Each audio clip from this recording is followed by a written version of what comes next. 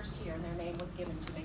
Well, in the process of that conversation, Frank shared with me something that I had to respond with. Well, I can't commit because I'm having a really bad problem with my heart. I was in AFib and it had been that way for about 8 months. And so Frank says, oh, before we hang up, you will be prayed for by me. And I haven't met the man or anything like that. And so he said, he went on to another topic of conversation about the school and all like that, and I'm getting ready to hang up because I didn't want him praying for me, really. I was in such distress, I just wanted to get off the phone. I was in really dire needs at that time. So he started praying for me, and this was the 17th of June, and I'm going to Terry. Terry's in the room with me, and Terry was listening. It was on speakerphone. And so he was praying, I'm going, oh, Terry, I hurt so bad. This is so bad. And so Frank is going, and now you're healed in the name of Jesus. I'm going, no, I'm not. No, I'm not. It hurts so bad. It's hard when you have symptoms. Yeah. It is really hard to receive prayer. I don't care how much faith that you've got. It's always a check in your spirit. What if? What if? So 2 days later, I woke up completely free of AFib. Of course, we went to the doctor. I get everything always documented.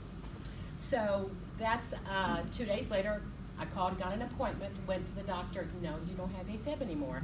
Laughed.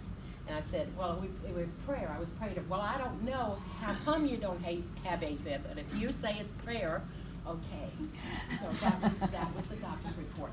So then I went to, about a month ago, I guess it was, my normal heart checkup. I have 2 stents in my heart that were put in when I had just come back from first year at Charis of Colorado Springs. And they said it was caused by the pressure going up that altitude, that at my age to go up there and live there for that length of time, it was not good for a person who already was susceptible to cardiac disease and stuff like that. So those 2 stents were in there, and I was sitting there going for the testing to let them prove it on paper that there's still no AFib, because this is like June, July, August, September, or October. So it's 4 months. I haven't had any AFib. They gave me an EKG machine at home to have at home, so I checked it all the time.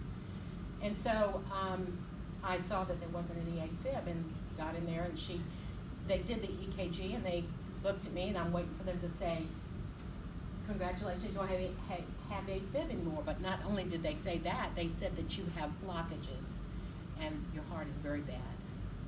And they said you need to go and have a heart catheterization and see what we can do. Well, there was 2 issues. One was a left bundle block, bundle branch block. I was in the medical field too. And I was not getting any oxygen at all to the left side of my heart, and it was all black. Heart was all black.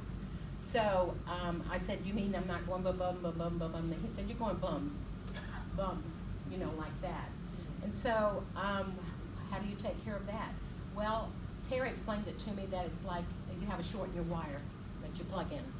And so it's not connected, these things that go around your heart to send out the electrical charges to your rhythm of your heart. And so I had that couldn't be dealt with until these other blockages where it showed that I probably had a heart attack the week before that. And so they told me that part, and I'm kind of in shock there because I was waiting for them just to say, you really don't have any AFib. Well, I didn't have any AFib. So, but they added these other things. And then they said, you go home, we're going to schedule for testing, and because I'm on blood thinners from the other stents, I have to go days without blood thinner medication before they can do this procedure, the heart catheterization. And so she said, you can go home, but you cannot be alone, and if you have one chest pain, you have to call 911 immediately.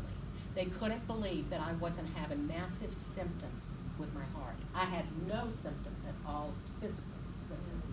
They just couldn't believe that. So I couldn't be left alone, and I couldn't travel anywhere. I had to be close to a hospital. And so they got the test scheduled and all that, and this test just verified what the EKG showed there. And then they put me they did the heart catheterization day before yesterday in the evening. And so Thursday, I guess it was. So the doctor comes in and tells Terry there's nothing wrong with her heart. There is absolutely nothing wrong with her heart. Now, I've had arrhythmias since I was a teenager. There's no arrhythmias. I have a perfect sinus rhythm. There's no AV. There's no blockage. There is still, what has happened is, he said, God put 2 bundle blocks in every heart. Is that the way you understood it? And what has happened is this other one has taken over and is working for the one that is not connected any longer. Oh, wow. And Frank had called me one day about a week ago and said, because I told Frank that I didn't have any symptoms at all. Frank called and said, I've been thinking about this, what you said about these symptoms. And he says, I think God has just gone in there and he has just rearranged your heart so that what you're getting is what Sandra needs. And so that is what God reformed my heart. Amen. He did these miracle things, and the doctor's just standing there. He didn't even tell me to come back and see him again. Oh, wow. Woo! Amen. Wow, that was wonderful.